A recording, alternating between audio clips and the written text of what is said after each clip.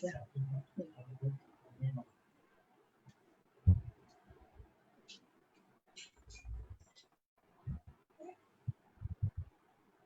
We can begin.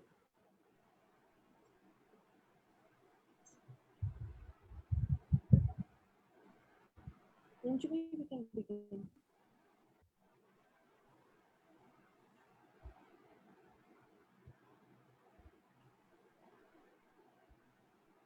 Are we live? Yes, yes. Namaste, distinguished panelist, Dr. Swarnim Tripathi, Dr. Gitika Bindra, founder director of Swarnim International School, Ms. Swati Saraugi, respected parents, teachers, and all others who have joined on Facebook.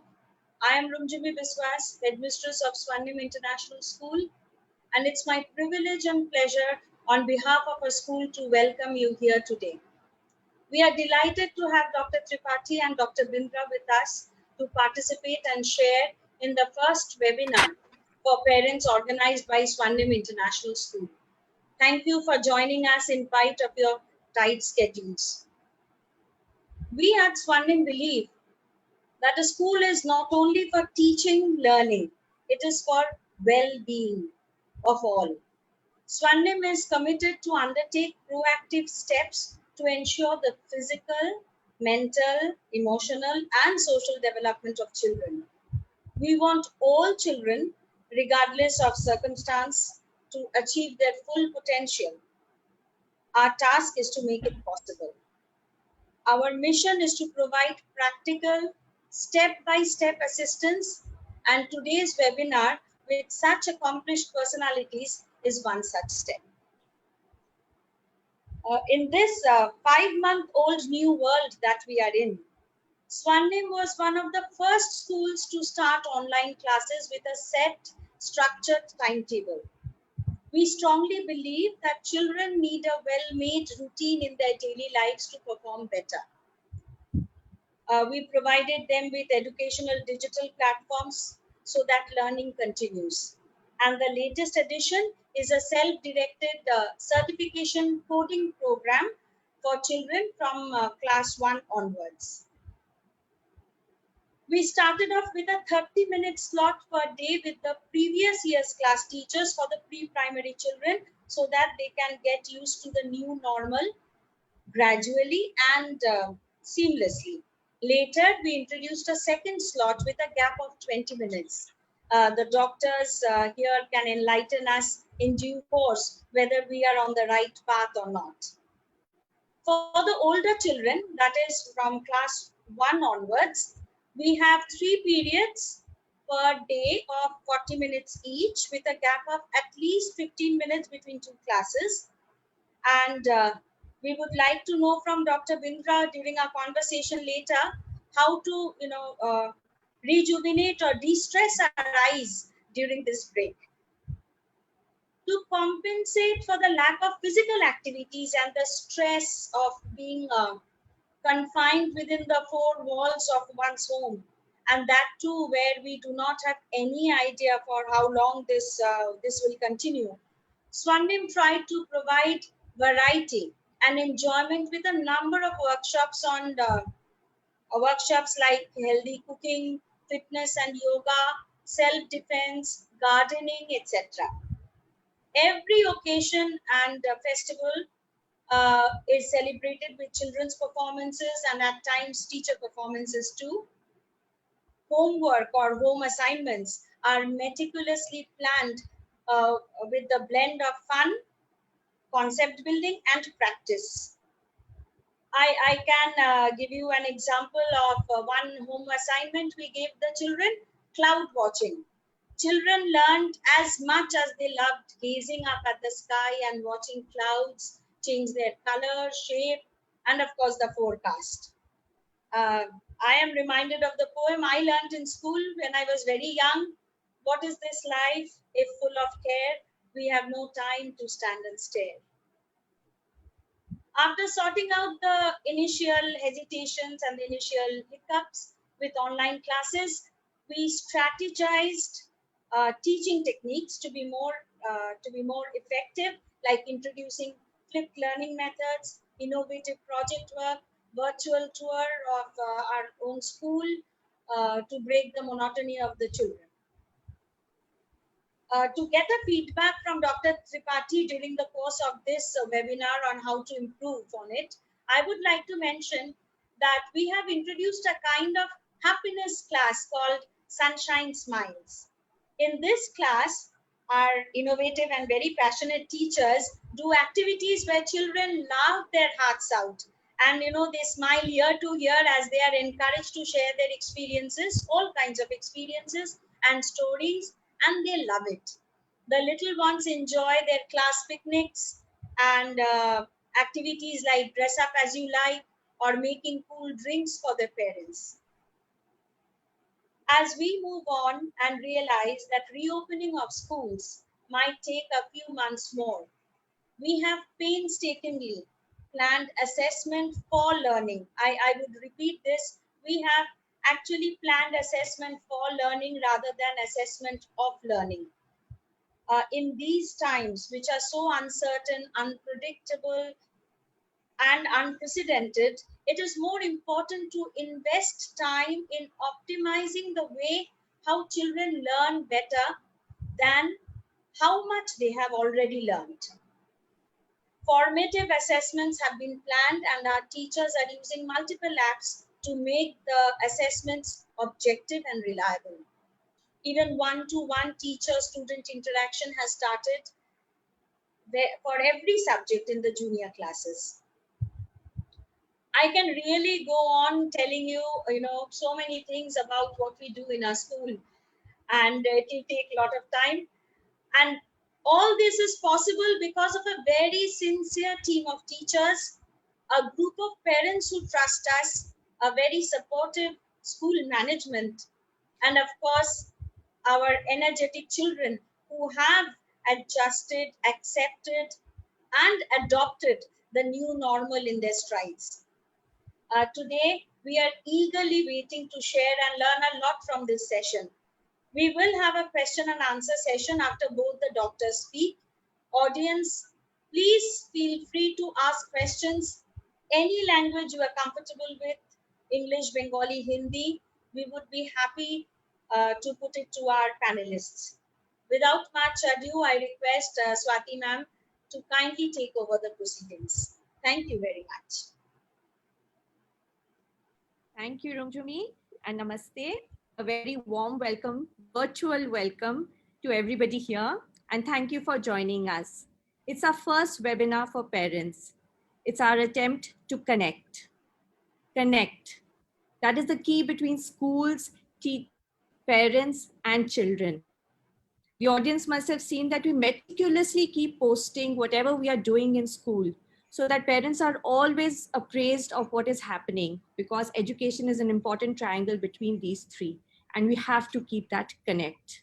Also, education is the heart, hand, and head, and that connect also has to be maintained.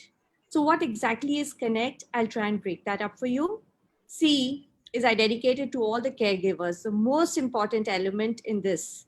The parents who are having to juggle household responsibilities with the child around, and due to COVID, play a more active role in their child's learning process. And the second caregiver, teachers, who have adapted to this new world so beautifully and are always designing new ways to engage children and further the learning process. O of connect is for opportunities to discover yourself, which perhaps a normal routine would not have allowed us. Our students have been exposed to experts from across the country, and our teachers have been attending webinars by experts from across the country as well. The N is for knowledge. I'm taking the liberty of keeping the case silent over here. It's all around us. The use of household material is being used to teach the younger ones how to learn sorting or how to learn from big to small. Use of nature is being used to learn symmetry, life cycle. Recently, our students made slings out of stones when they were studying ancient civilizations. Parents are really using this time to connect with your child and teaching him life skills like cooking and housekeeping. So knowledge is all around us. The second N is for nurture. It's very important to take care of ourselves. Staying alive and staying healthy, staying safe, these are the biggest concerns of all times right now. And we hope that the two doctors here on the panel will show us better ways of doing this. The E is for emotional connect, more important than ever to keep our spirits high and happy. Thus, we've introduced classes like the Sunshine Smiles. We had something, a virtual picnic for our pre-primary ones. So though there's a lot of social distancing, there shouldn't be any, though there's a lot of physical distancing, there shouldn't be any emotional distancing at all. The C is for the 21st century life skills, that critical thinking, communication, collaboration, creativity, things which are part of the new education policy and which we as a school have been endorsing. And now that parents are inside the classroom, they really have had a chance to see how we do imbibe these skills in our children, and they've really been appreciating it a lot. And T out of the connect is technology. This is a genie which is out of the bottle. There's no way we can put it back. We are not going back to those old times anymore. Education has changed. What we need to figure out is how to use that genie well, how to use technology to our advantage. And thus, with this, we'll have our experts tell us how we can make the most of these classes and what more we can do to make this learning process better for our children. So let me introduce our panelists so that the audience knows what a treat awaits them. Both are doctors involved with schools and children. They both have been panelists in different forums and have been answering questions and reassuring many other parents like yourself. Both are parents as well. So maybe they are in the same boat. Right? We find out a struggle to juggle with everything that's happening around us. Dr. Tripathi is a registered clinical and rehabilitation psychologist, and she's been practicing since the last 14 years in the field of mental health for treating patients with depression, anxiety, and various other mental disorders. Her areas of specializations are counseling, psychometric assessments, and therapies for various psychological disorders and concerns. Apart from being in clinics and treating patients, she's been attached to colleges and different corporates for training students and staff members for a better work-life balance. She's currently attached to the Bellevue Clinic and Columbia Asia Hospital, Kolkata. Welcome, Dr. Tripathi.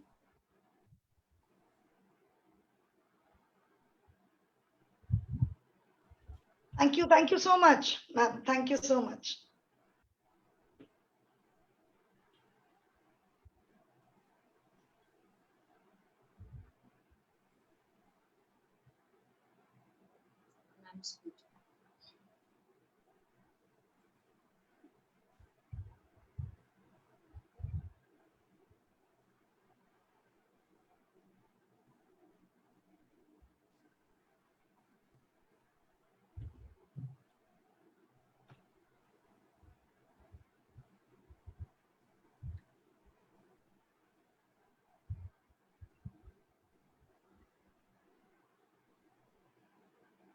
Ma'am, you can continue. We can see you. Okay, I think something happened. Okay. Group of Indian Oil Corporation, etc. She's been involved with vision screening camps with various schools. Dr. Bindra is committed to the cause of early detection and correction of vision problems in children to ensure a holistic development from a young age. Welcome, Dr. Bindra, and let's start with you. Thank you.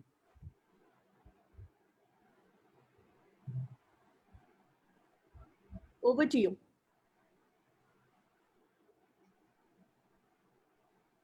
Are we starting with me? Yes, ma'am. Yes, Okay. please. So should I? Hello, everybody. I would like to thank Swarnim International School for calling me for this, for speaking on this platform. I'm looking forward to the evening, and I have this small presentation here for about 20 minutes, following which I will be taking questions from the parents. So let's get going.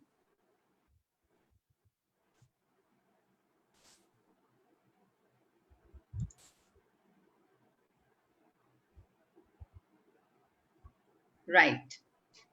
So I know that it's been a tough time for all of us, And all of us are either working from home or the children are homeschooling.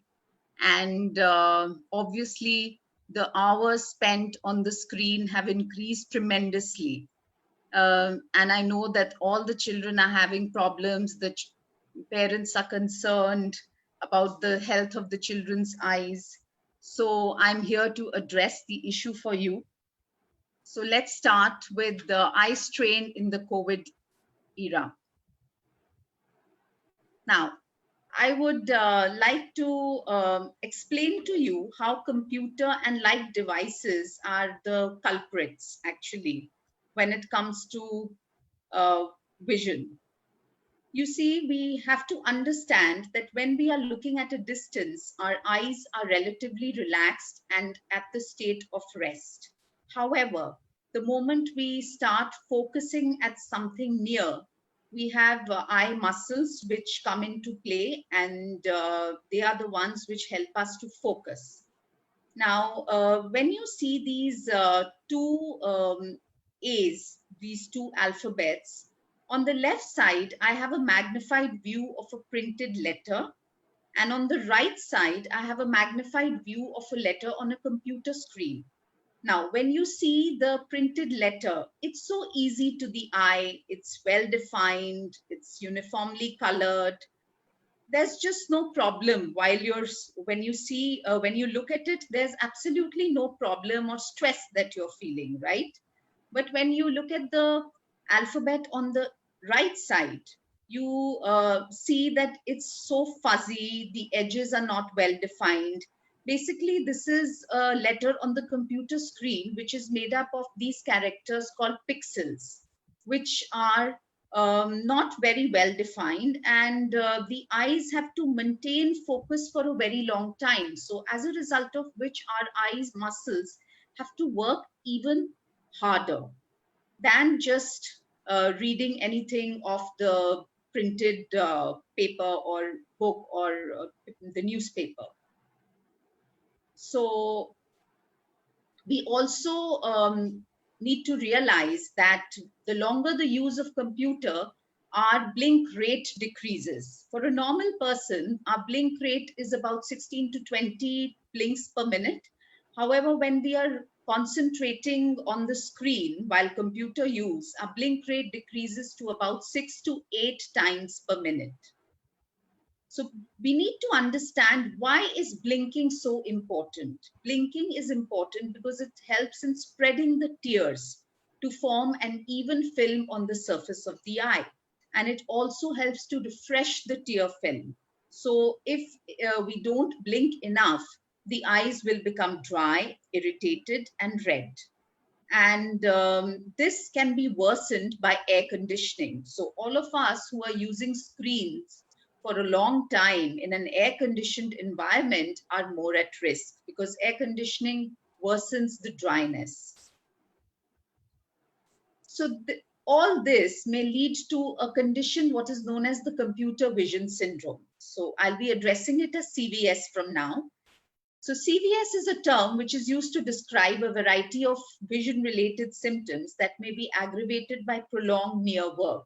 And when we talk about near work, it means not only the PCs, but even the mobile phones, the laptops, and the reading aids like the Kindle. Now, please look at this picture and try to see where we belong. How many of us are actually belonging here onto the top left corner? I don't think all of us really sit on the computer in this posture. Either we are too far, or we are too close, or we are at an angle, but this is what is desired. So that could be the reason for computer vision syndrome. Look at these pictures. You see this, how the screen is?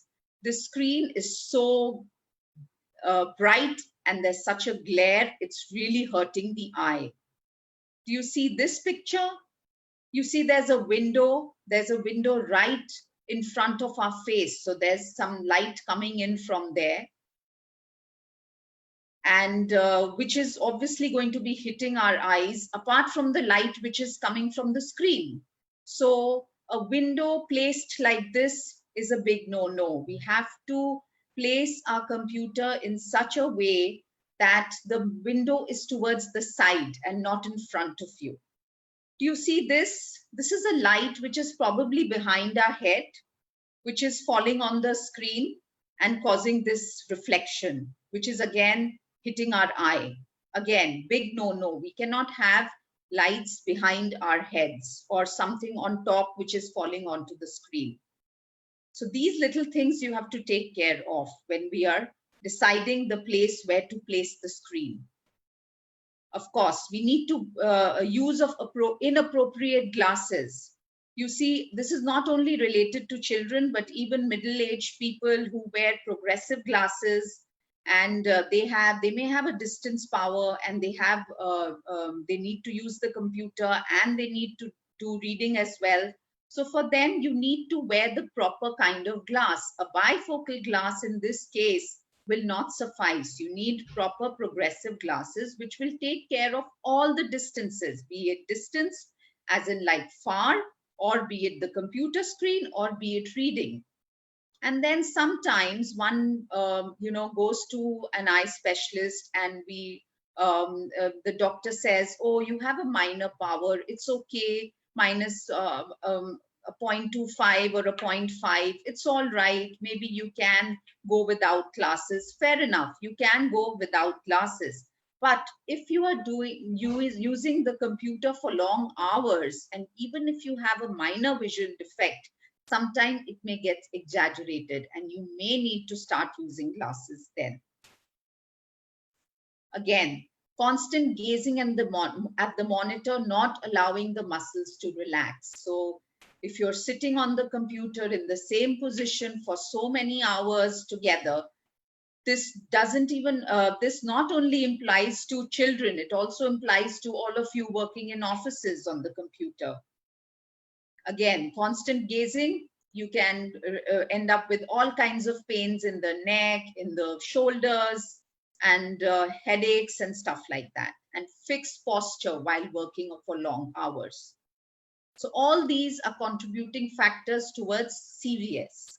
What are the symptoms of CVS? Sometimes we see that you're working on the screen and suddenly things start overriding. One letter will override on the other one. You're reading on one line and you suddenly may jump onto the next line and you don't know where you've lost track. That happens because your eyes are becoming dry. So double vision is one of the symptoms. Again, and then you blink a couple of times and then you're like, okay, things become more clear. So it's a sign that your eyes are becoming dry. Then temporary nearsightedness. Sometimes after working on the screen for so long, you may look far away and suddenly something that is distant will appear blurred to you. So that's another symptom of computer vision syndrome. Then we have photophobia. Photophobia is decreased tolerance to light. You're just not able to tolerate a bright light. All these are symptoms of CVS. Headaches, eye strain, redness and watering of eyes, which is very common, and neck and back aches.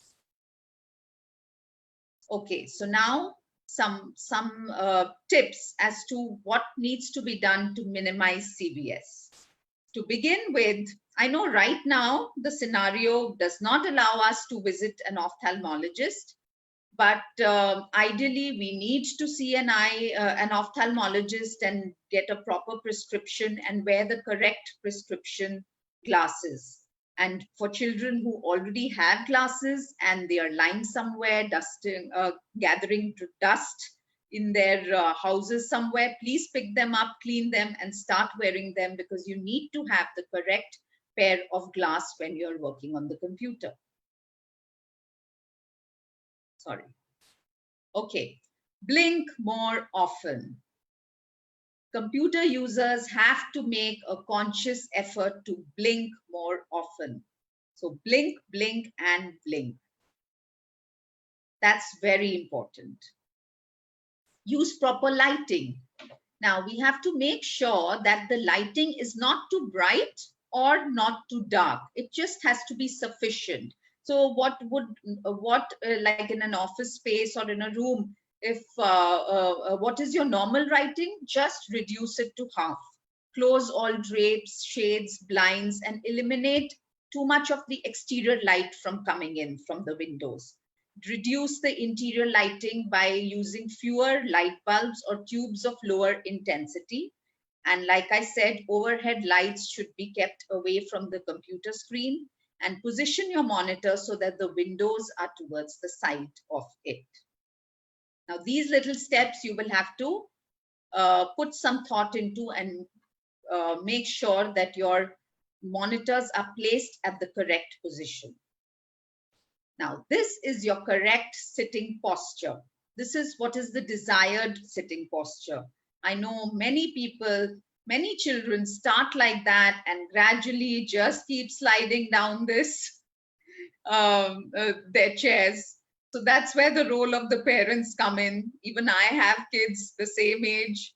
Every hour or so, I have to peep in, remind them, sit properly, sit properly, sit properly. Because there is no other alternative. And then, so this is what you need to be careful about. Your eye level has to be on the top of the screen. Please note, the eye level has to be on the top of the screen. Your elbows have to be 90 degrees from the table. Okay, and your legs should be touching the ground. If your legs are not touching the ground, then please use a footrest. So this is the ideal sitting posture. Of course, avoid air drafts. Please avoid sitting in front of an air conditioner facing the air draft while working in front of the computer. And please take breaks. We normally recommend a break of about 5 minutes every 50 minutes of work. And this is the big thing, without gadgets. These breaks, mind you, have to be without gadgets. You can't just get up and go pick up another gadget and start working on it. These are all practical tips because, you know, I see it happening all around me in my house.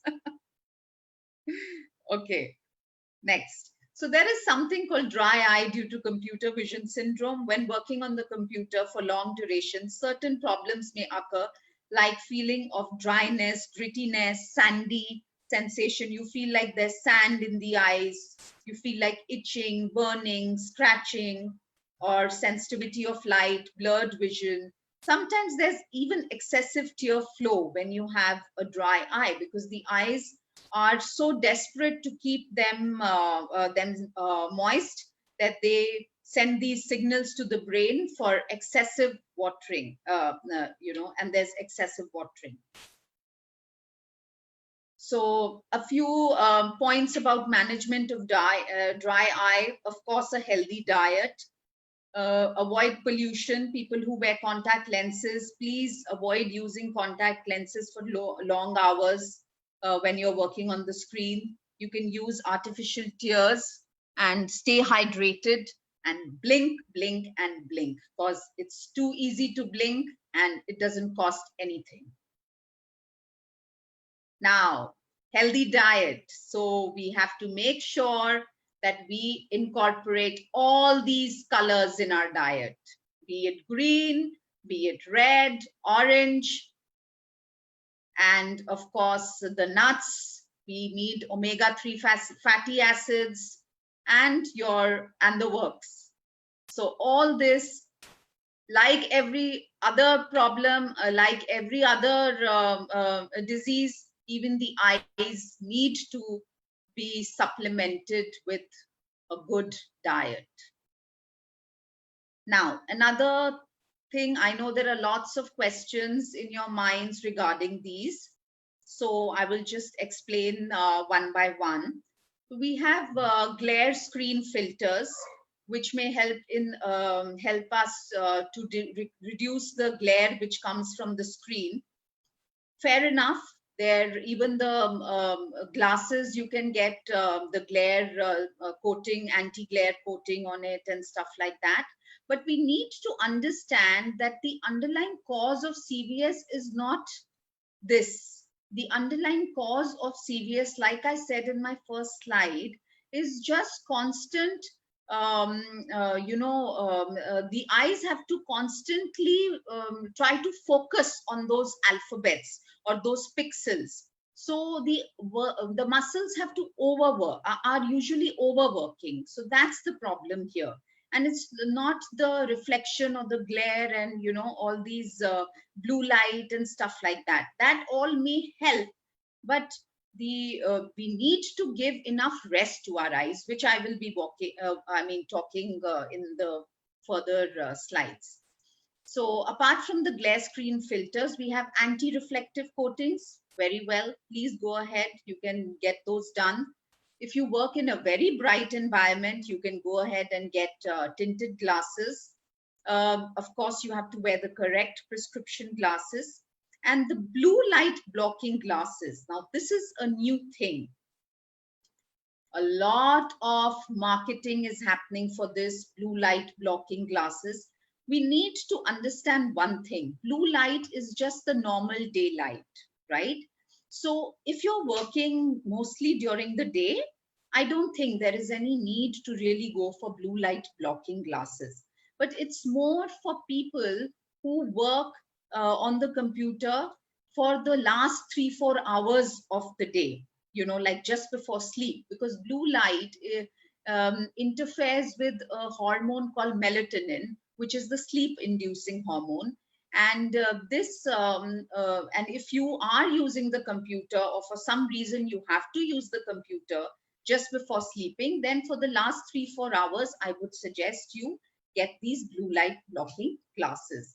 Otherwise, blue light does not really cause any damage to the eye or to the retina. There is no study like that. So there's really nothing to be very alarmed about by blue light. Next. Now, this is important just to get back your attention here. Just a few exercises as to in between your classes, what you can do. I think Swarnim is doing a good job. They have classes for just about 30 minutes to 40 minutes, which is fine. And I think 3 classes in a day. So that's desirable. And even if beyond that, you need to work because people have other stuff going on as well. They need to use the screen for other things during the day. So please do this. Every hour, you need to readjust your focus from a faraway object for 10 to 15 seconds to a near object for 10 to 15 seconds and back and forth at least 10 times. Now, let me explain this. Just look off the screen, go up to your window or wherever, if it's possible. Otherwise, just look off the screen. Look at an object, let's say about 20 feet away, 6 meters, or something far away. And then you lift your hand up, your finger up at arm's length and look at that. And then you look at that object again, and then you look at your finger. So you keep shifting your focus back and forth from far to near at least 10 times. No, Swati. So right now we are just looking at an object far away and we are looking at our finger, right? So we are just alternating our focus between distance to near, distance to near. So what is happening is that our muscles are working and then getting relaxed. Like I said, our muscles are most relaxed when we are seeing distance, right? So we just need to keep intermittently relaxing our muscles from distance to near. So at least you can do this. Then we have this is a very famous rule, the 20-20 rule. Mind you, this has nothing to do with cricket. It says that every 20 minutes, look off the screen, look at an object 20 feet away and blink 20 times. Now that's very important. Every 20 minutes, look off the screen, look at an object 20 feet away and blink 20 times. Okay? And then convergence exercises. So these convergence exercises are like the pencil push-ups. You can either take a pencil or you can use your finger and get it closer to the eye. And the moment you see double, you hold it there, you count 1 to 10, and then you take it back. Yeah, exactly. Get it closer. The moment you see it doubling, hold, count 1 to 10, take it back. So that's your convergence exercises. Apart from that, just you can do your normal, like, you know, even yoga has these exercises of taking your eyes, rotating it clockwise, anti-clockwise, up, down, right, left. All that you can just do sitting anywhere. So these are the exercises. And, you know, I really liked the idea of staring at the clouds. I think it was a beautiful thing that you said, Ms. Viswas, because I also feel the same. We all need to respect and observe nature. So let's either just go up to our terrace or just stand in our balcony and just look at the beautiful colors that that nature has. You know, like you have your just look at the greenery around you, look at the sky, just gaze at the sky, pick up a sport, play some sport so that your eyes are relaxed. The more far you look, the more your eyes will get relaxed. So I think after doing all this, this is how we will be, all our children. We want all our children to be smiling and happy like this boy. Thank you so much, Dr. Bindra. And I think we'll try and do those exercises together at some, so that we great. Just one question I had here, we come on our Facebook, is one parent is asking, what is artificial tears? Yeah, so people, not really children, but they're hormonally also tears can become, you know, around like after 40, and with old age, the tear production naturally decreases. So that's when we advise people to go in for artificial tears. And these are basically lubricating tears, lubricating drops, which do the same, they have the same role as the natural tears which are produced. It helps to keep the surface of our eyes moist and you know, prevent all kinds of symptoms due to dry eye. So the children, if you feel that the eyes are becoming red and like I showed you a picture, and they're itchy and red, then you can use artificial tears for the children as well. But I would not say don't make it a habit, but if you feel that the eyes are red after a long day at work on the computer, you can use artificial tears for the children. But I still feel that get up after every period, get up, go take a walk, greet your family members, go meet your grandparents, say a good morning to them, go wash your eyes with normal running cold water, and do these little things that I told you, you know, your alternating focus between distance and near. Come back and sit. You will be refreshed. You don't need any artificial tears if you're doing that. Even normal running plain water is absolutely fine. You don't have to put any rose water, boric acid, nothing at all in it.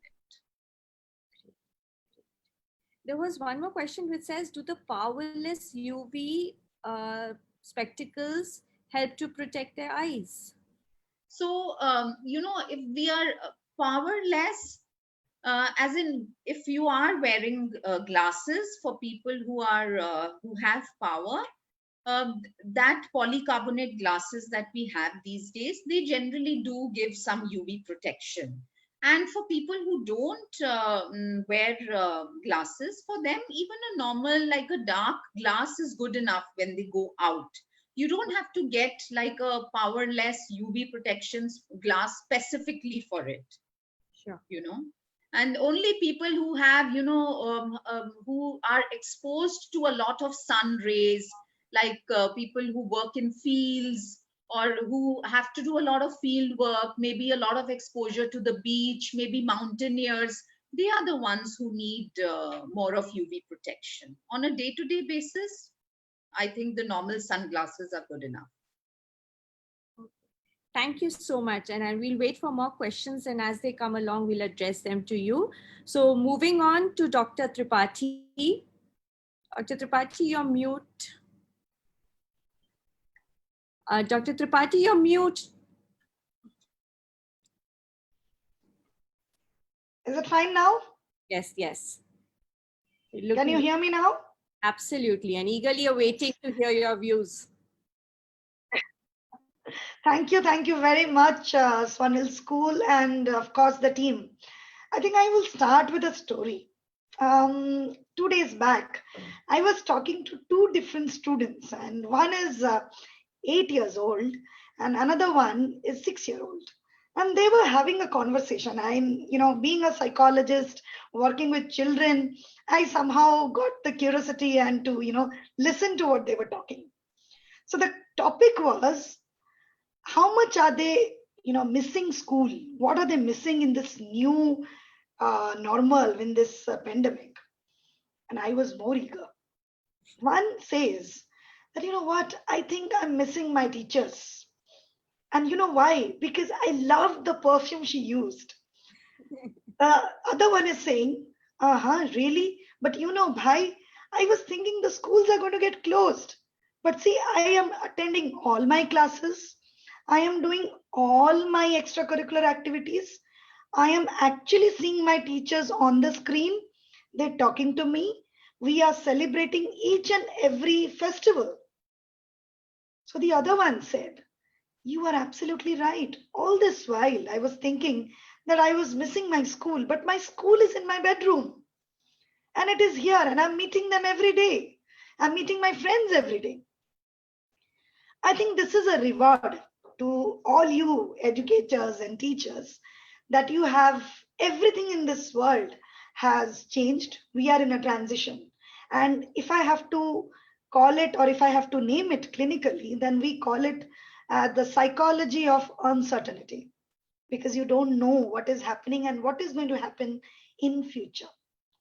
But I think I must congratulate the team of educators, schools, and organizers like you, who have never ever gone away from their students' life. They are meeting every day, they're doing their exams, and they are making it sure that they acknowledge each and every achievement, each and every support they're getting from their staffs and from the parents. So I think congratulations to this, and this is a good news. There is another big good news. The good news is that we could now identify the reasons and how we could come out of COVID. Previously, it was not known to us. So we were thinking what to do, what it is all about. Now people know that you have to keep yourself safe, clean, wash your hands properly, stay indoors, do some exercises, do some activities, and you will be fine. So this is the second good news. Now coming back to the most important factor, which I'm going to discuss today, is the mental immunity. Now, many people ask me, what is mental immunity? What do you mean by that? Mental health, what it is? There is a difficult definition. So difficult definition is your cognitive ability, your perception, your motivation level, your level of intelligence, big words. A very simple example. If you get sad when you don't get your wife, or don't get your gifts, don't get your rewards, or you miss your parents, it is your mental health. When you feel happy to see your parents, meet your friends, have good food, celebrate your birthday, it is your mental health. So mental health is something which we live with every day in whatever we do. So when you feel sad, feel happy, feel confused, feel irritated, feel angry, feel loved, want to have more love, seek attention, it's all about what we call together is our brain, the psychological world, the mental health. Now, why it is important? because we deal with n number of information in our day-to-day life. At this point of time, I think we have first information, there is a pandemic going on. Second information, we don't know when it is going to get over. Third information, all are at home, you are not allowed to go out. Fourth information, wash your hands, use your mask, use it properly. N95, not N95. Going out is a problem, touching thing is a problem. Fifth, there would be school, but you can't go to school. You love playing, but you can't play outside. You love to talk to your teachers, but it is limited now. You can call your parents or you can call your friends, but over the phone. This all taken together, we call it as stress. So there are m number of stress. If we divide it clinically, it's something called a mild stress, which we get every day. Like you get up from the bed, you want to have a cup of coffee, your maid is not coming, you see there is a homework, your son has a test to do, your son is still sleeping, you are anxious, how to go about your office work. This all taken together are mild stress, and which we deal with it every day. We know how to control it. So those stress are basically adaptive in nature. There is another level of stress which requires your attention. And I think most of us are going through this level of stress, which we call as toxic stress. And for handling toxic stress, you need connects. What kind of connects are these? These connects are support from your parents, support from trusted individuals who has the capacity to listen to you, support from professionals like psychologists, counselors, head teachers, principals, and support from the peer group. Because this is the time we need to share, we need to talk about our fears, we need to talk about the anxiety I'm going through. So I think I would like to share my screen as I was just telling, and I would show that what are the things we would actually need and we need to address at this forum. So here it is for you. Yeah, is it? I'm sure it is visible to everyone. Is it? Yes, Dr. Tripathi. So how do we deal with the confusions we have? How do we deal with the anxiety we have? To deal with the anxiety and confusion, you need to know what kind of anxiety my child must be going through. What could be the level of confusions he has? The first confusion need not to describe is the COVID scenario, what it is all about. Most of us do not talk about it, or if at all we talk about it, we say news from here, we pick up things from here, and we spread it in such a manner it is difficult for us to understand. Now, second would be the work-life balance.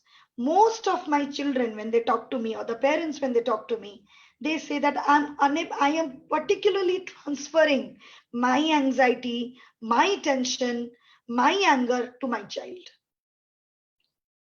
Remember one thing, parents, if you are stressed, if you have anxiety, if you have difficulty cooperating and collaborating with these issues and adapting it, imagine about a child.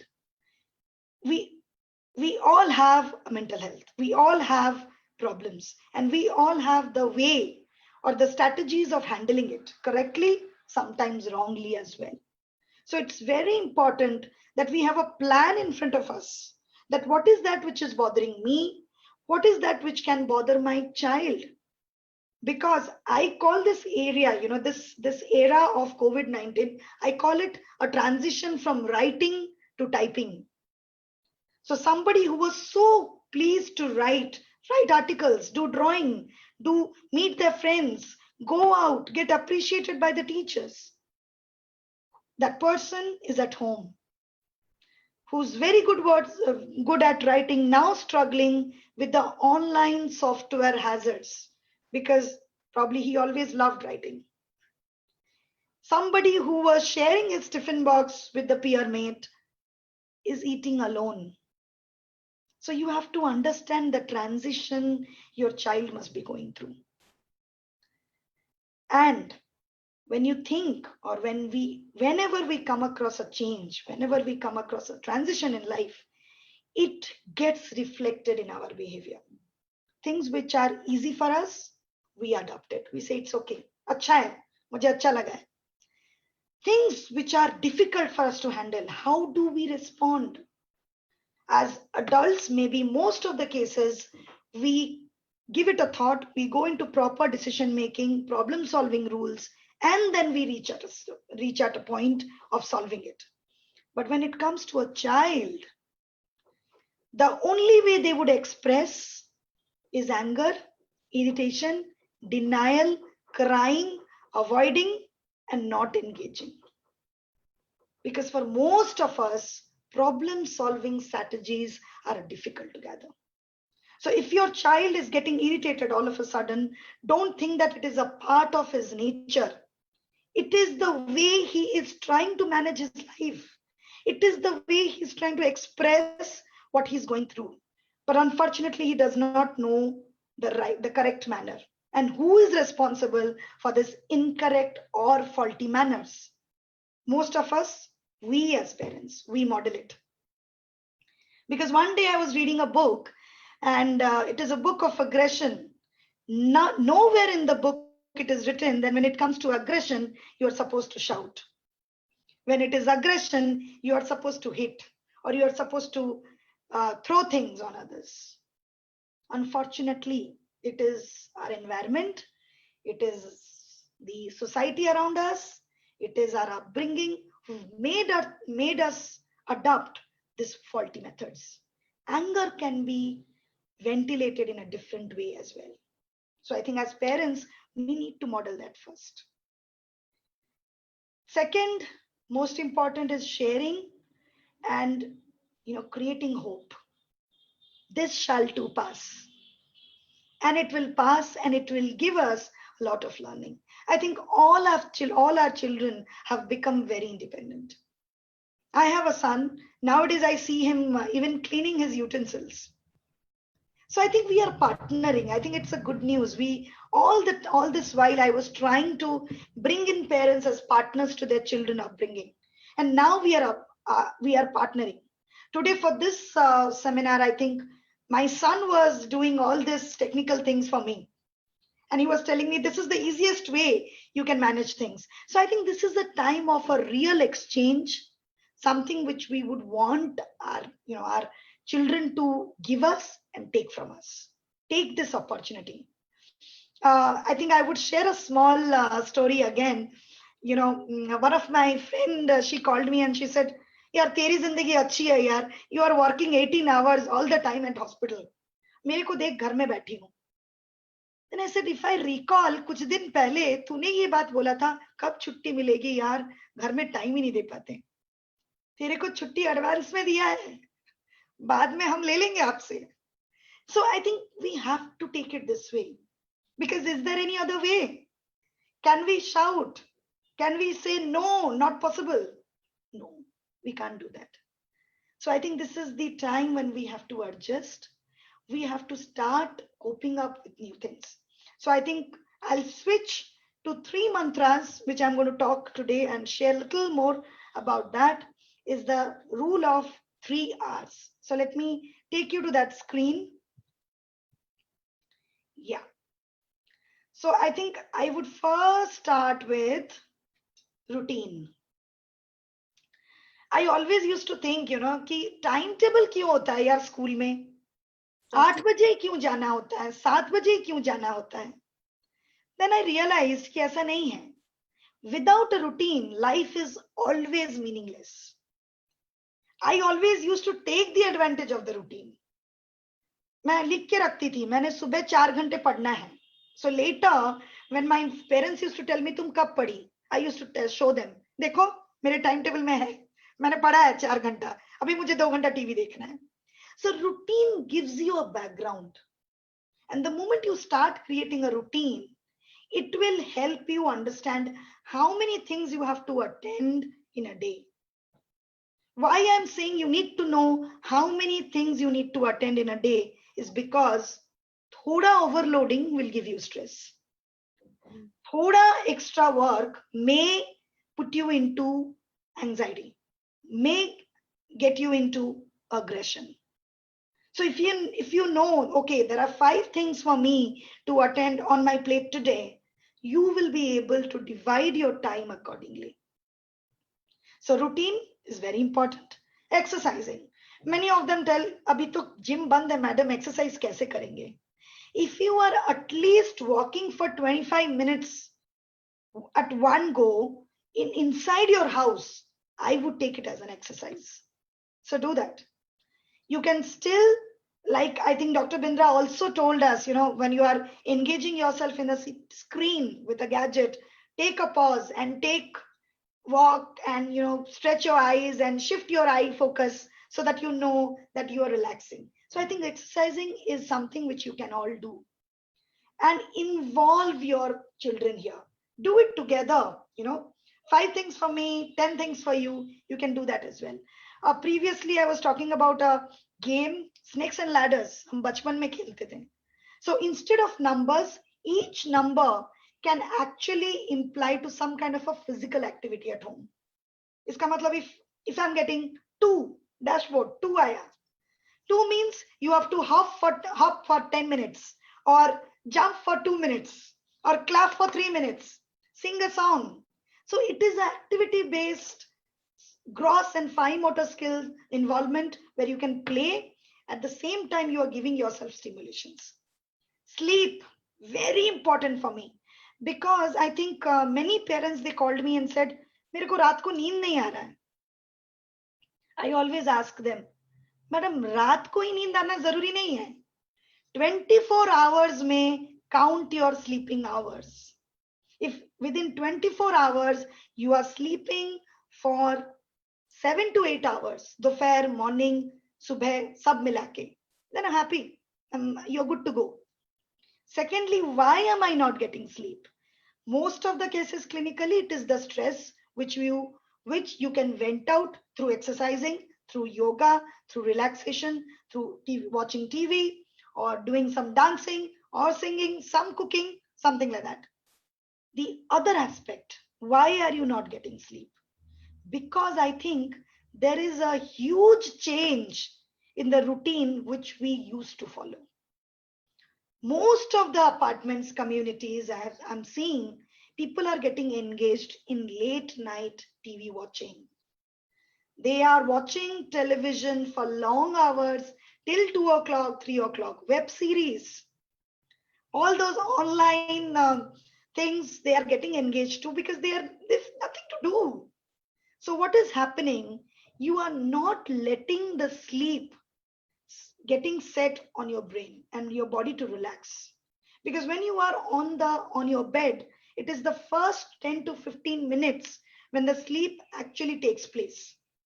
But most of us, the moment you are on the bed, you are with your gadget, scrolling what happened on social media today. So I think we need to avoid that. Practice. This is not easy. No, I won't say it is very easy. People say eating on time, sleeping on time, exercising, very easy. Not easy. But you have to make it easy. Start taking small steps and you would reach, you would do. And you would actually see that there is a change in how you are dealing with things. You will feel happier. Number one is because with exercises, your dopamine secretion will aggravate and it will stimulate your pleasure principle in the body. So you'll feel better. Number two, self-satisfaction. I gave myself 5 tasks and I'm able to do it. Wow. Third, you are going to slowly become immune to this particular routine in your life. And we all know what is the role of physical immunity at this point of time. So I'll slowly go to the second one, which is more important for me as a psychologist, is relationship. The only thing which has changed. Yes, ma'am. Am I taking? Your slide hasn't changed. Yeah, I'm just in the same slide. There is a point which I'm going to talk now is relationship. We are still on the first slide, actually. Yes, No, we didn't come to the one on relationship and this one is relationship. I'm scrolling on this. Okay, sure. So, Seeing something different. All right. so the relationship, why I'm saying relationship is, I think the only thing which has changed or which we are missing now with this pandemic is relationship. The physical touch, the presence of somebody in the class, the presence of somebody outside, the presence of somebody who used to share his tiffin with me, who used to talk to me, who used to complain, who used to fight. Being humans, I think our life is full of connections and relationships. So I think we have to start, and I would really like to thank Swarnil School because they have, as ma'am was saying, um, Miss Principal ma'am was saying, and Swati ma'am was saying that they're actually doing activities involving their parents, involving the family, and so that they can understand. They've put across something called, sky gazing, and of course on happiness quotient. Wow, you know, this is something we need to do. If you start connecting, if you start listening, increase the level of listening, the percentage of listening with your children. Just don't jump into questioning. Just don't jump into a fixed perception, you see. Because, I have also met parents who would come and tell me, my child used to be very good. आजकल वो मेरे से झगड़ा करता है, मेरा बात ही नहीं सुनता है. Then when I ask them कि कब से ऐसा हो रहा है या कितने बार ऐसा हुआ है, नहीं यही जब से ये सब कोविड का चक्कर शुरू हुआ है ना मैडम, उसकी वजह से हो रहा है. So you can understand the external factor which is playing a very very crucial role in your child's mind. So वो चीज को पहले हटाना पड़ेगा. See, we only change with situation and we change with learning. So learning, if that is intact, then the situation which may impact the way we behave, it is nurture versus nature. At this point of time, both the things are affecting. So, it is important that you hold your child's hand and talk to him, share. He may not be right all the time. Accept it. He may not say things appropriately. Model it. He may not be in a position to listen to you.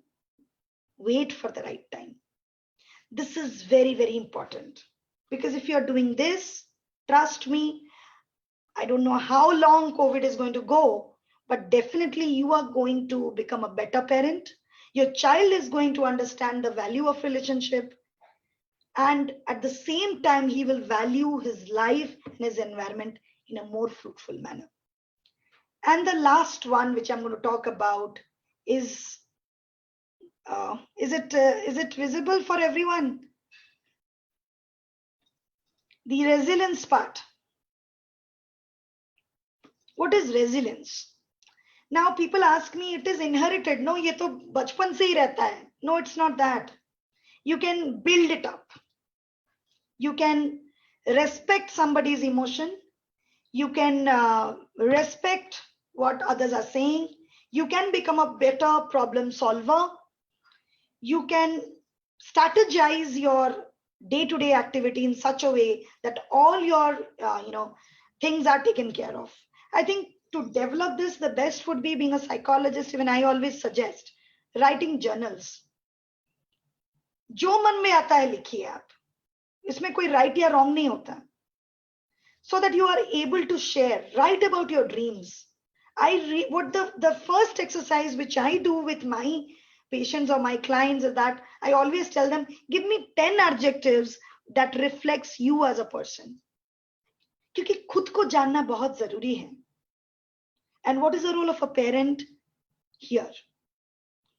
The role of a parent to share that reflection which you want your child to be. I think Cinderella was never Cinderella unless until the Prince Charming made her realize that she was Cinderella. She never felt like a queen or a princess unless until her father told her, you are the best daughter, the best reason for my life. So as parents, you have to keep telling them what they have, what they're doing. Maybe the moment a child realizes that, I am capable of doing these things, it's easy to add more. It's easy to slowly pitch in the desires and the dreams a parent may have. I do not want to, not give this opportunity to the parent. Please, please, please share your dreams with them and ask them what is the difficulty. You are there to help. Tell them that, you will fail and then you will rise. There is no harm in failing too. I think the best example is the present situation. We never knew mask पहनना होगा. We never knew हमको ऐसे जीना होगा. लेकिन now we have a term. We call it as a new normal. We could have told this as new trouble, no? We could have told this as new turbulence, new tension, new headache. But we are saying it is a new normal, which means that we have started adapting and accepting it. So this is, I think, the best example you can share with your children, that, you are what you are. And I am going to help you to bring in better things, to add more skills, add more qualities, so that you understand that being okay is also fine. Being best is something you should always look for. And if you are failing, take it as a learning. I think that's what I need to, I think I've taken a lot of time of yours. And so I think I can't really stop when it comes to talking about children and parents. But I think the best way we learn is through our children. Be a little flexible, get back to your own days, and you would understand how things were and how beautiful it was. Every problem had a solution, and the days ended like this, in just fraction of seconds. So let's stop dragging. Let's accept new things. Let's be partners to our children. Thank you. Thank you so much, madam. Thank you, Dr. Tripathi. Thank you so much. I think patience, acceptance, these are the key words that will help us. Like you said, this too shall pass. Yes. We just have to wait for it. Yes. Questions are pouring in, so we'll go straight into them. And Dr. Bindra is already doing a very proactive job of answering them on Facebook. And thank you so much for that.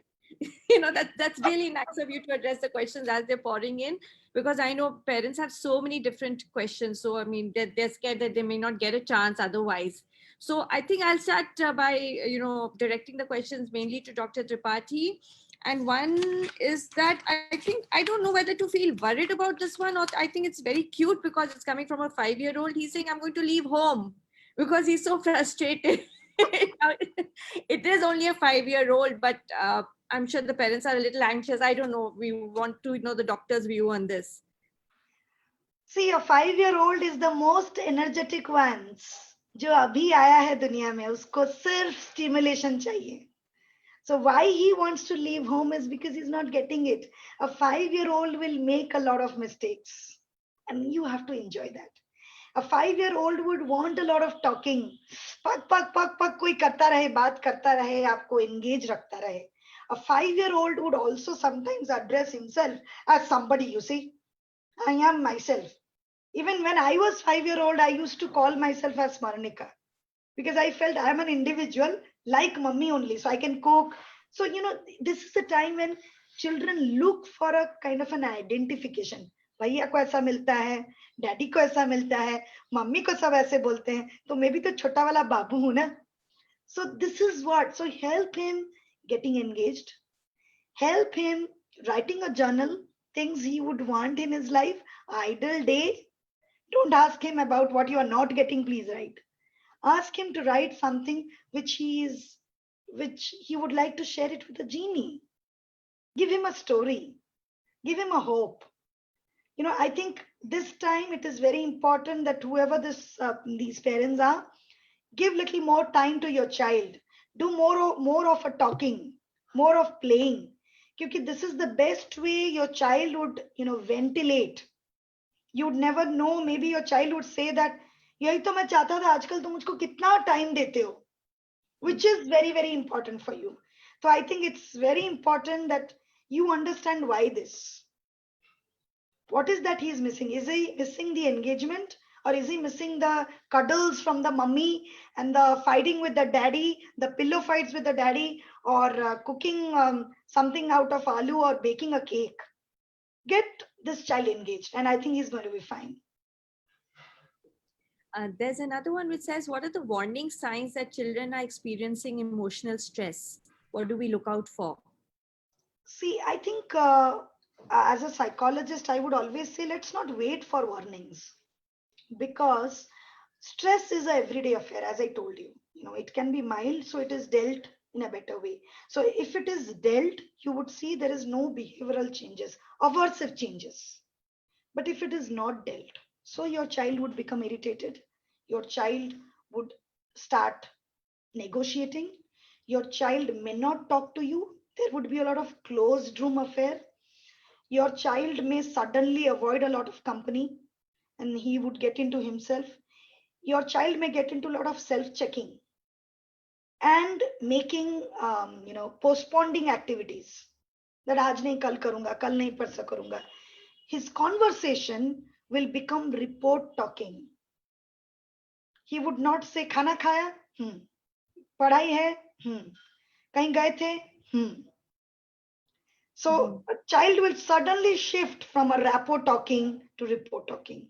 Somebody would come and talk to mummy, आज क्या खाना बनाया, mummy क्या कर रही हो, this and that. Suddenly would say, just sit and not talk and wait for others to talk. Only answering to the questions if asked. So that is the reason, I think I forgot to tell you this as well. See, never think that, there is a problem, I need to go to a counselor. Counseling is a consistent or constant activity in your life. So you can become a counselor, a teacher can become a counselor, a psychologist can be a counselor, counselors are counselors. What is the purpose? Is that there has to be a continuous, a process of sharing, caring, and dealing with your problems. You may not really get solutions all the time, but it's important that you went out. So I think signs and signals se bahut zyada zaruri hai that you give yourself that time. We call it as a 10 and 2 rule actually. So every time you converse, this is for your teachers as well. There's a 2 by 10 principle in learning. So every time if there is a class for 10 minutes, first 2 minutes, the teacher talks to the children about their life and, naming them. Kushal, kaise ho? Pinky, kaisi ho? Raju, kaha ho? So this is like, giving them a sense of belongingness, giving them a sense of appreciation and acknowledgement. Wow, ma'am, mujhe yaad karti hain. And talk about something. So for parent also, it's very important. First 2 minutes for 10 days, you make sure you talk to the child about how are you. So I think the English people have actually given us a wonderful statement, which is called "How are you?" And people say, okay, which actually means they want to know what is your mental health. How are you usually? I'm good. I am a good person. I am nice. I am good to go. I am a good listener. So these are something which a parent need to do. I think that will solve their problem. Thank you so much. And I'm going to make it a point to remember that I'm not answering just physically, but mentally too, that yes, I'm fine. Yes. There's another question, which is a little on the serious note, which says that, when we hear about somebody close to us getting COVID, it's very emotionally exhausting. So how do we deal with that? And how can we help our children in that kind of a scenario? How can we help them mentally? See, what is COVID? It is an unknown virus, right? Which is affecting your immune system. So as a body mechanism, we are dealing with it. We are trying to fighting it out. When we start fighting it out, we develop symptoms otherwise. What are these symptoms? You may become weak. You have breathing issues, cough and cold, mild fever, loss of taste, which actually happens in most of the flus. If you have fever, you have loss of taste. You have malaria, typhoid. So COVID is not anything which is extraordinary. The only difference is that COVID delays the process for some time. So if you are used to get cured in 5 days, 6 days, in COVID, you will get cured in 14 days maybe. So in most of the case, and this is something which is unavoidable. Can we avoid that? We cannot avoid that. What we can do, we can be conscious. We can take precautions. What is the third thing? We need to deal with the fear, feel with the anxiety, and deal with this confusion. What happens to somebody who's getting affected next to me? That means I have to become little more conscious. जहां 2 बार हम लोग हाथ धोते थे, do it once more, do it thrice. That's all. Otherwise, there is nothing to worry about. Because if you are taking care of yourself, I'm sure it is not going to affect you. And if that happens, the only thing you can deal with this situation is strong mental health. So I think this is a time when you need to store up. A few days back, I read a story. I'll share it with you, Swati ma'am, after this session. You can share it to your parents as well. It's about Pooh and Piglet. And when Piglet is actually going for quarantine and Pooh is saying, so are you going to the chemist shop to buy you medicines for flu? And Piglet says, no, my dear, I am going to the art and craft center because all this 14 days of quarantine, I'm going to paint, I'm going to cook, I'm going to write letters, I'm going to make some new memories in my life. Beautiful, beautiful. So I think take advantage of that. Don't worry about it at all. Yes, I think so. So many people are discovering so many new passions that when this is over, they will all come out. So many master chefs and so many other different things there. There is, the same question is coming up again and again. And though you've spoken about it, there is this thing that there's a lot of mobile addiction and not enough physical activity, not enough scope. And, they tend to just go back to their gaming devices. So is there anything else we can do? See, the gaming devices are best friends to our children at this point of time, especially teenagers. There is a research which has been happening. In fact, I did my PhD on that as well. That what is gadget for a child? It is their emotional, psychological gratification of need. Mm-hmm. So this is the only gap why a child is getting into gadgets. Yes, there are some things which they cannot do without the gadgets. But other than that, what is that he's doing? He's playing. That means there is a lack of company at home, or there is loss of playful activity at home. What is the other thing he's doing? Is he gathering knowledge? Oh, that means we need to substitute the gadget for something else which can still provide knowledge, which can be a newspaper, which can be a good book. What is the other thing your child is doing? Oh, he is into social media. So basically, he's trying to connect with peer group. So why not have Zoom meetings in between sometimes with all classmates? Why not have a group session with all the parents and discussing their children? We can do that.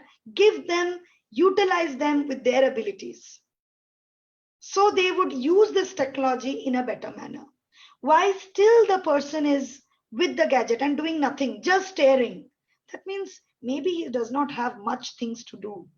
So that as parents, we have to decide who is going to take the psychological aspect of support, who is going to take the social aspect of support, which means assigning some responsibility.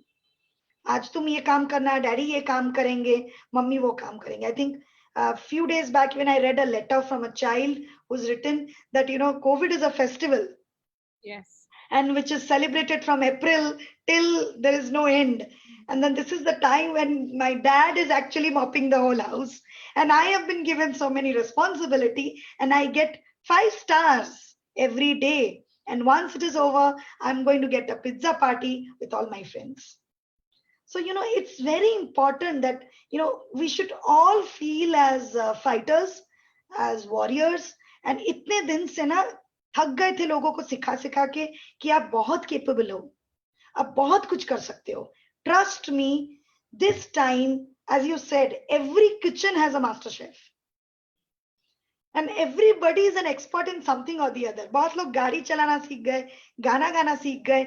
Even people like me with such a horrible voice are trying. And so, I think this is a time जिसने हमको capable बना दिया है, अपने अंदर को झांकने की शक्ति दी है. और कॉन्फ्रंटेशन बहुत कम है क्योंकि हम बाहर कम जा रहे हैं. So the competition is less that way. So I think we have to think about that as well. Gadget addiction can be just an engagement or avoidance to deal with some kind of social blockages, which a parent need to find out. But do you think there will be any long-term psychological effect of this entire lockdown of being cooped up, no social interaction? Will children bounce back easily enough? Uh, there is a possibility that, if this lingers, we become adaptive and then we may not complain. There is a possibility when everything opens up, maybe you would see there is a lot of the transition in the child's life, because they would actually go to school every day and not study but do other activities. They may actually lose interest in the writing patterns, because they would, by that time they would like and get adaptive towards typing and the technology version. They may not, they may start, parents may also feel ki why to, how to engage them now. They may feel that things were at home were better. So I don't know, maybe future is going may become little difficult. But at this point of time, let us live with the present, which says that the school is here and it is near with you in your bedroom, just a click away. The moment you open it, your teacher is there with a smile and tells you how are you. So I think this is how we have to deal with it. अब जब आगे होगा देख लेंगे क्या करेंगे. I think human brain is very capable of doing this cognitive engagement and then finding out a solution to it. Absolutely. Here, I would also like to add a point that somebody said about mobile addiction. Yes, I would rather have them play games on the TV screen than on the mobile. So, I mean, if you can have such a setting where the same game is coming on the TV screen, then that strain on the eyes will be much less, because the TV again is at a distance, right? You're sitting, let's say, about 3 meters away from the TV screen. Now I feel TV is not that big a culprit as it used to be, as compared to the mobile. So on the mobile, you're just training too much, because there's so much close work that's happening, which we should avoid. True. I agree, ma'am. Yeah. Absolutely. There is a parent who's asking, my child who's 8 years old is getting irritated when I point out a mistake related to his school work. What could be the reasons? Pointing out mistakes when it is related to the school work. Hmm. When the parent is doing it, could you please repeat the question for me once? When the parent points out any mistake related to his school work, the child gets irritated. 8 years old. 8-year-old. Okay. Yes. So now there are two versions. How am I pointing out a mistake? I can be a critic. I can be a trainer. So a parent has to decide whether he is going to be a critic or he is going to be a trainer. So this communication is very important, number one. Number two, are we very judgmental? What is it? How is our relationship with this daughter? I mean, what is the parent-child relationship quotient here? Whether she's always like this, or nowadays she's doing it, or is it like there's a lot of expectations, a lot of communication which goes from parent to the daughter, that you keep doing mistakes or be careful with your mistakes. Why do we have to always observe you? Or so I think what we can do is that we have to see whether the same kind of task the child is doing when she's doing non-school work, non-academic work. Suppose घर के कुछ काम है, या फिर making a gift, or gift card, or maybe writing a poem for somebody's birthday, whether that is the time or it is only during the school work. Because sometimes it happens when it comes to the school work, some children are very particular and they do not want to accept any criticism there. So they become over conscious to make sure that there is no, there is nothing wrong in the activity they're doing. And if there is an external factor which points out something, it hits their ego and the level of satisfaction. That the chain is broken. because all this while I was thinking what I was doing is very good. So I think what a parent can do is, maybe if you find such kind of things, do it together. So decide, discuss, and then implement. Allow independence of work that time. Maybe sometimes you talk about the projects your child is dealing with, so that you say, okay, in our times we used to do like that. How are you doing it? Can I help in this? Don't wait for the child to do it on her own and later comment on the mistakes. Rather, when they start, discuss how they are planning to. Okay, wow, okay, this is what you have to do. Okay, you have to write a journal on COVID. So what do you think would be the point? So do a group discussion. This is how you can give support, because this is what a teacher would always do in the school. They would give them a platform, area, a background, and through which every child writes on their own. So maybe that part is missing. Sure. So we need to think about that as well. And sometimes maybe even sandwich it with a little bit of praise. Sometimes if it's only criticism, that can also be a little taxing for the child who's already trying his or her best. Exactly. So, yes. Exactly. Ms. Biswas, you want to say something? Yes. We are getting a lot of questions, but I think we are running out of time. Both doctors, Dr. Bindra, Dr. Tripathi, you have covered most of the things. I mean, broadly, we've covered everything that they have asked. It comes into the realms of what you have discussed, and I'm so happy, bit proud also, that, what we have done in Swarnim is actually validated today. We've not done something which has gone amiss. Thank you so much for joining in. Thank you, really. I know Dr. Tripathi, Dr. Bindra, how busy you must be and spending time for us. And I'm sure the parents would benefit a lot. Thank you very much. On behalf of the entire school, Thank you so much. Even all of you are doing such a great job. See how happy the parents are with you. I've been reading on the.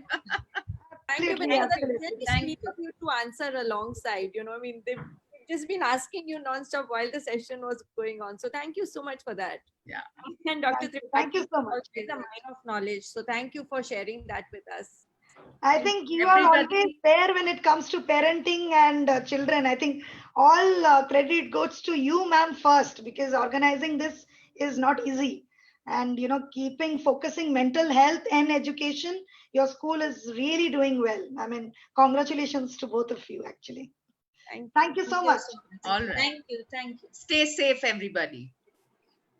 Thank you, audience, for joining us.